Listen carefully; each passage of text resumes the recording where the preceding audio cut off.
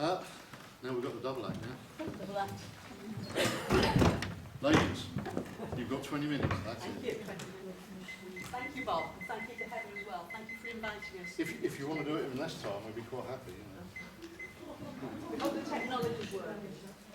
Can I just say, first of all, Robin, I agree with a lot of what you said. You know, I've worked with business support for a long time, and things have significantly changed. And I think without the housing associations supporting us, and organisations like Handbags and Briefcases, we're a very small South Manchester women's networking group. I think we're unusual in the support that we give fledgling businesses. So while Carole does some of the technology part of it, hopefully, I know that there are several Handbags and Briefcases members here today. So can I ask you all just to put your hands up and identify yourself to other people? That's wonderful, thank you. And there are several committee members here today. Can I ask you to stand up? The reason why I do that, please, is if there's anybody in the room here that wants more information about the group, hopefully you've seen our stand. Sue, there's a lot of people coming on. There were people talking to me. People were talking to you, so start. So if anybody needs any more information, women, we love men. I would like more, by the way, to come and talk to me. These people, talk to them. Okay.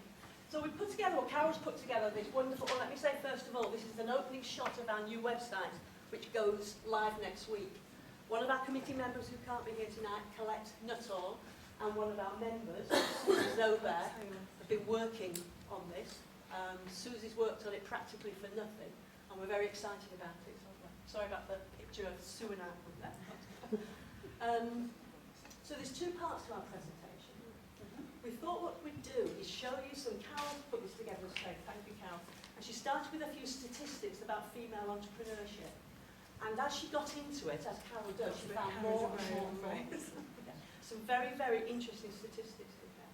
So we want to show you some of these statistics, which fits in, Robin, with a lot of what you were saying before.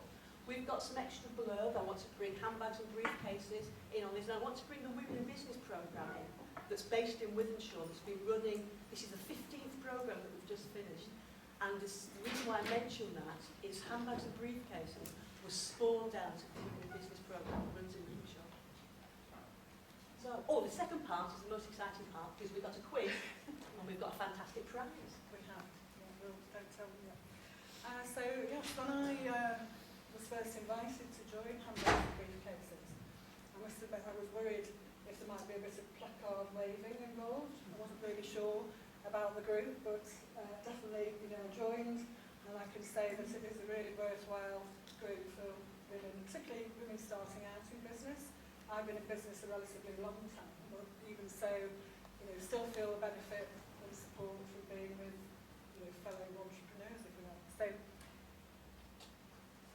as I say, we found a few, just intended to add a couple of statistics really to what I was saying, but we found more and more that were of interest really. So, I think it's really interesting, Jenny, to find that women are now, the highest proportion of the new self-employed. And, I believe 10% of the female population are actually thinking about starting a business, so that's quite an interesting statistic. I think as well, I can back that up with local knowledge, and I am a local business myself. I don't live in Wythenshawe, but my business operates out of the Enterprise Centre in Ventshore, so I know a lot of businesses in the area. And with running the Women in Business programme here for the last 8 years, statistically, the amount of women that are coming on the programme has grown. The amount of women setting up their own businesses has grown. The amount of just communication that we get from women now coming in has grown. So that sounds like that. It does. And, Handbags and Briefcases is a specific group, yes, really. Yeah. Perhaps you can explain a bit more about how it's set up in the first place. But I think, if you're a female in business, your requirements are quite different to perhaps other businesses. And, that's what we're good at supporting those initial steps, really. And I think another interesting aspect is, I believe, that women fear failure in business, So, again, the support network through Handbags and Briefcases is really good for that, because there's a lot of hand-holding if it's needed in the first stages. A lot of confidence building. I'm sure it isn't that significantly different between men and women.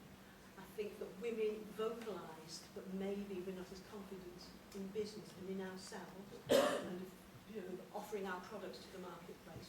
We're more vocal about that than men are. Maybe you feel the same as us, you just don't say it. And as Carole said, yes, a big part of what we do in Handbags and Briefcases is offer support. Ways that you can test what you want to test, how to bring a product to market, how to, well, I think a good example is when we have a presentation done in any of our sessions, it's done by one of our members. It's done in a very professional way. We don't just select any member and just say, okay, just get on with it. It's done in a very professional way. So they have this way, this means of, it's almost like a sounding board, isn't it? Yeah. We have sessions called sounding boards. We'll talk about that later. But yeah, support is really important. Well, yeah, I mean, the sounding board, I think, is one of our most popular events. Yes. So basically it's round table discussion, so people bring their issues, their business issues, and they discuss them with peers, and often, we can all suggest solutions to those problems, and people generally go away feeling they've achieved quite a lot. Also, we take things further. I think what may be different in Handbags and Briefcases to, say, another networking group, is we do the networking, but the business support is no sense. Yeah. And we go a bit further with second stage training. So we are able to offer, and again we try and keep this in-house among members if we can. We'll go further past the speaker event, and we'll offer second stage training to take, whether it's leadership skills or information on marketing, we'll take that a bit further. And that's all included in the membership. And we were fortunate when Handbags and Briefcases started. We had was it last year we had our 5th anniversary, so it was that year before, maybe the year before. It goes so quickly, doesn't it? So we've been in this 6 years now. When it first started, we were fortunate enough with the help of Phil Duffield, and many of you might know that used to be the enterprise manager at the Enterprise Centre, to tap into some lottery funding. We tapped into 2 lots of money, which gave us, if you like, a small nest egg of money, so we could always offer our members membership at a very reduced price. And now, £36. £36 for the year. Most sessions are free. Just a couple of times a year we charge. So That's right. Yeah. And there's an event every month, plus the keynote event each year as well. So we just left a few of the other statistics there for you to see. It's quite interesting reading, isn't it? And this point is really interesting, and again reflects, I think, hugely on what Handbags and Briefcases offers. That women are inspired by other female business owners. Very much so. And the nature of some of the speakers that we have sessions, passion for business, I think we called it, don't we? So our members will, relay their experiences through starting in business, and I think we can report also successes from the group as well. People who have been members right from the start that have really gone through, and we have a real solid business now, doing very well. So that's quite satisfying, I think, particularly to you, Jenny, because you've been involved. Well, I've been right involved from the since the start. beginning. Can I give a bit of background? Yeah, do. As I said, the Women in Business programme, and many thanks to the Housing Association to supporting it so far, started nearly 8 years ago. Handbags and Briefcases was spawned from that. When Phil and I ran the first 5 programmes, we were about 2.5 years into it, we had then 5 peer support groups running. So every time a 10, 12-week programme finished, a peer support group would be formed. We had 5 of these running, so it's becoming unmanageable. Phil had always wanted to have a women's business network in Liverpool, so it was spawned from that. So that's why, as far as I'm concerned, Handbags and Briefcases is a South Manchester women's network. We do have women members from North Manchester as well, don't we? It's a South Manchester women's network, but it has its roots and it has its heart in Liverpool, and I think it always will do. And just to back that up a little bit more, yes, we do. Obviously, we've had sessions where we've got maybe some of our members who have achieved success, what they give us success, and can be inspirational to other members. And also in the Women in Business programme, wherever I run that, because I run it in lots of different places, I will bring in at the end of every session on the programme somebody from that local area who's been through the programme and can talk about how it's warts and all, the good and the bad, which nothing she said. The good and the bad, the ups and the downs. And that's what I think as women in business, we get over this fear of failure. When we know that other women have been there through the same things. Maybe they've tripped up, but you know what? They've got up and they've done it again. Just checking the slide, Yeah. because unfortunately I can't see it here. So this is another interesting factor. You know, I can align this to men not asking for directions when they're driving and lost. We might be outnumbered here, so no. But, you know, women do, I think, naturally tend to seek more advice and support. And, you know, often that can be the difference between a successful business and not. And I think we do have a certain amount of expertise within the group. So many of the committee members have been relatively long-standing in business. We've got different skills, you know, accountancy, marketing, lots of different types of business support. So, there we go. I've ended us. I don't know. So, I suppose in summary really, that hopefully that's given an insight to any of the lady members in the audience who may be in business or thinking about going into business. And committee members around, and you could contact us through any of those means. We'd be, you know, be very welcome. I've got a few more statistics. First of all, interestingly, and I know I keep mentioning the Women in Business programme, as I say, for some of the longest standing members of the committee, that's how it started. On the Women in Business programme, 250 women, just over 250 women have been through that programme so far. 174 of them I'm still in contact with. Now I think that must be quite unusual. 174 over just over 250. 75 businesses started and 59 are still in business. Now I don't know what, so Hilary, you might know what the national statistics are. That type of thing. I'll put you on the Overall, spot. it's quite alarming 3 years later. So, But not on this programme. And I think it's the weaving in with handbags and briefcases and the additional support that they get once they've gone through the programme and you've started, you'll know as well as me, once you start a business, it's like, oh my gosh, what now? What do I do? Lots of startup support, lots of support through the growth fund. And that's probably not particular to females, is No, it? it isn't. Business. I think it's good for anybody that's had that next stage of support, whatever that might be. Yeah. Okay. So I wanted to talk also, just putting another hat on now, which is Real Lives. Some of you may have come across the Real Lives campaign in Wythenshawe. Many of the businesses in or working with Wythenshawe affiliate themselves to that with no cost or anything. It's just an image campaign that started some years ago to address the negative perceptions that some had about Wythenshawe. So over the passage of the probably 7 years now, those have really been addressed well, and we have very positive publicity about the area now.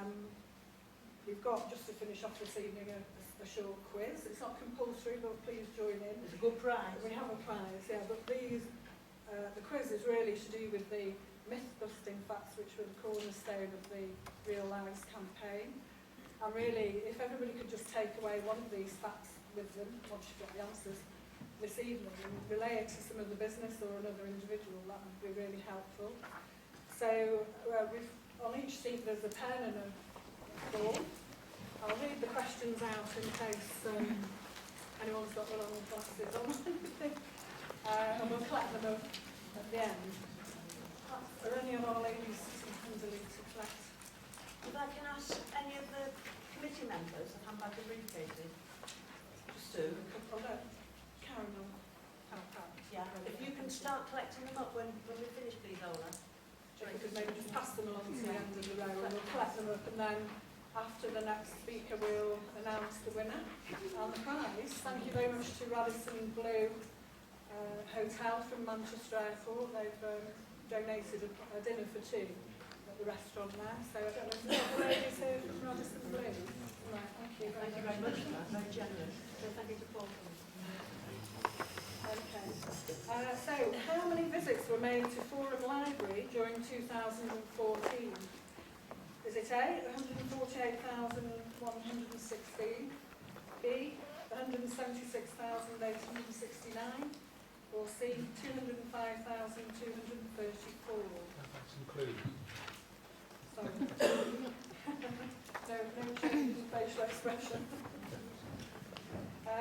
Question 2. What percentage represents most closely the amount of extra tree coverage in Wythenshawe compared to the average figure for English towns? Is it A, 40%, B, 50%, or C, 60%? Question 3. How much space does Wythenshawe Park cover? Is it A, 100 acres, B, 180 acres, or C, 270 acres? Question 4. How much investment has Wythenshawe received since 1998? Is it A, 580 million, B, 700 million, or C, 825 million? And question 5. How many people visited the Wythenshawe Games in 2014? Is it A, 8,500, B, 9,250, or C, 10,000? Question 6. Approximately how many new homes have been built in Wythenshawe in the last decade? Is it A, 1,000, B, 2,000, or C, 3,000? And question 7. Approximately how much housing is private housing stock in Wythenshawe? Is it A, 65%, B, 55%, or C, 45%? And question 8. On average, how many people attended swimming lessons each week at Forum Leisure during 2014? Is it A, 950, B, 800, or C, 750?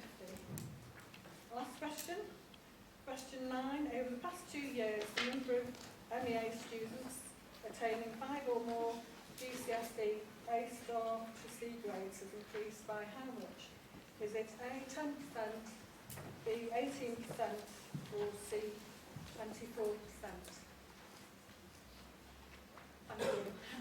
So we just collect those up now, and we'll get those checked. The window, anybody with all the correct answers or most correct answers.